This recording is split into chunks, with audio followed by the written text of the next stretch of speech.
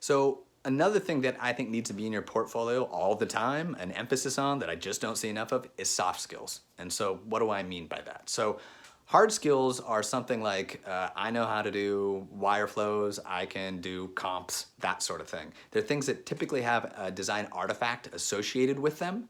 But soft skills are more like interpersonal skills, like this is how I work with other people, or this is how I collaborate. I'm a designer, this is how I collaborate with the dev. That is a soft skill, and it's something that's actually a little harder to capture because often it doesn't always necessarily have a direct design artifact that you can point to, yet it's super important. So my advice around this for your portfolio is twofold. One, you need to actually go through and make a list of what soft skills are being asked of in a job posting and actually try to figure out, one, do you have them? And two, how are you going to make your portfolio speak to them? And I think an additional piece there is there's a way for you to actually visualize that. You could, as a one simple example, what if you made a Venn diagram? Venn diagram on one side, it's got you, designer. On the other side, developer. And the crossover says, I worked with developers to figure out UX solutions for this one part of the app. It's basic, but if I'm scanning very quickly through a project in your portfolio and I can see that you have actually found a way to highlight collaboration, that's really interesting to me.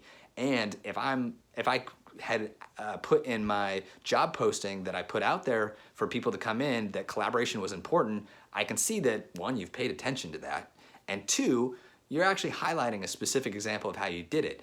That's fantastic. It removes questions from my mind, because if you don't put those in your portfolio, I have to spend my interview time asking questions and drawing that information out of you. I'm gonna do it anyway, but if you can showcase it more, it tells me that you're paying attention and you're part of that conversation. And so it just makes it that much easier because you've kind of done that pre-work before you've walked in the room. And the other super important piece that I think you should pay attention to your soft skills is they're your differentiator.